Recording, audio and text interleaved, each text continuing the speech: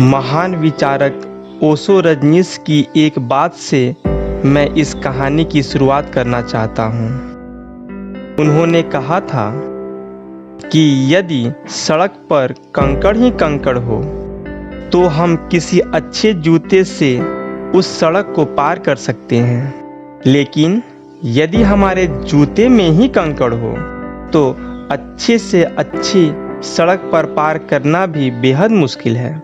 इसलिए दुनिया को छोड़ो, वहाँ तो कंकड़ ही कंकड़ है। खुद के अंदर झांको और अंदर के कंकड़ को निकाल बाहर फेंको, फिर दुनिया भर के कंकड़ तुम्हें कभी निराश नहीं कर पाएंगे। आइए एक सच्ची कहानी से इस विषय को अच्छे से समझने का प्रयास करते हैं। बात एक अमेरिकी स्कूल की है। स्कूल में क्लास चल रही थी। पीरियड खेल का था। शिक्षक छात्रों के प्रश्न का उत्तर दे रहे थे। उसी क्लास में एक दुबली पतली लड़की भी थी जिसे चलने में थोड़ी दिक्कत होती थी। वह कभी कभी बैसाखी का सहारा भी लेती थी।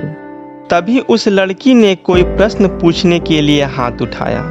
शिक्षक ने इजाज़त दे दी। वह लड़की किसी तरह खड़ी हुई और बोली, सर, एथलेटिक्स में किसने अमेरिकी रिकॉर्ड बनाया है और इसके लिए क्या तैयारी चाहिए? उसने कहा, सर, एथलेटिक्स में किसने अमेरिकी रिकॉर्ड बनाया है और इसके लिए क्या तैयारी चाहिए? लड़की का प्रश्न सुनकर शिक्षक सहित पूरी क्लास हंस पड़ी। शिक्षक ने कहा, यह प्रश्न पूछने से पहले तुमने अपने शरीर को देखा है क्या? शिक्षक ने कहा, यह प्रश्न पूछने से पहले तुम अपने शरीर को देखा है क्या? तुमको स्पोर्ट्स से क्या लेना देना? तुम यह सब जानकर क्या करोगी जब तुम इस लायक ही नहीं कि स्पोर्ट में भाग ले सको, क्योंकि तुम तो ठीक से खड़ी भी नहीं हो सकती। शिक्षक का ऐसा कमेंट सुनकर लड़की की आंखों से आंसू गिरने लगे। यह सब देखकर पूरी क्लास बहुत देर तक हंसती रही। अगले दिन जब पुनः स्पोर्ट की क्लास लगी तो उस लड़की को बाकी सभी छात्रों से अलग बिठाया गया। जब शिक्षक आए तो उस लड़की ने फिर से स्वयं को संभाला, किसी तरह बैसाखी से खड़ी हुई और बोली, सर, यदि मन में पक्का इरादा कर लिया तो कुछ भी असंभव नहीं। आप देखिएगा, एक दिन मैं एक नया मुकाम हासिल करूंगी।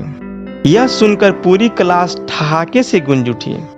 उस दिन के बाद लड़की ने पौष्टिक आहार लेना शुरू कर दिया और बगैर बैसाखी के धीरे धीरे चलने की प्रैक्टिस शुरू कर दी। कुछ ही दिनों में बगैर बैसाखी के चलने लगी। धीरे धीरे उसने दौड़ना भी शुरू कर दिया।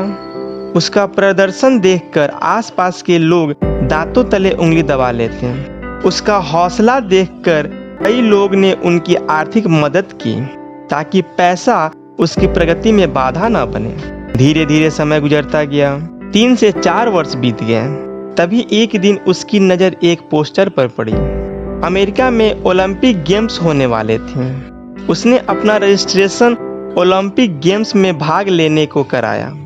जब गेम्स शुरू हुई तो उसकी नज़र अपने उसी स्पोर्ट्स शिक्षक पर पड़ी जिसने उसे देखकर टिप्पणी की थी।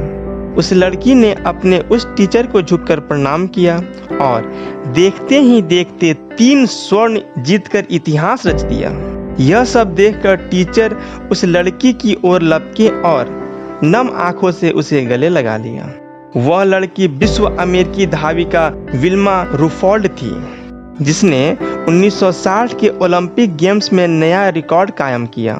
किसी महान विचारक ने खूब कहा है, मैं आपके अंदर की किसी भी त्रुटि को सुलझाने के लिए 90% समय समझने में और बाकी 10% समय उसे हल करने में लगाता हूँ, क्योंकि मैं जानता हूँ कि समाधान मेरे ही अंदर है। यदि हम इस बात को समझ पाएं तो सफलता सदैव हमारा स्वागत करती रहेगी। दोस्तों, हमारे जीवन में हर समय नकारात्मक लोगों का समूह बना रहता है जो हमें सदैव दिग्भ्रमित करने की कोशिश करते रहते हैं। दिग्भ्रमित यानी कि भटकाव। याद रखें, आपके जीवन में गिने चुने लोग ही होते हैं जो आपकी सफलता से खुश होते हैं। दुनिया भर के लोग आपको धराशायी करने में लगे हैं। ऐसे माहौल में खुद ही अपनी चुनौतियों का सामना करते हुए बाहर निकलना है।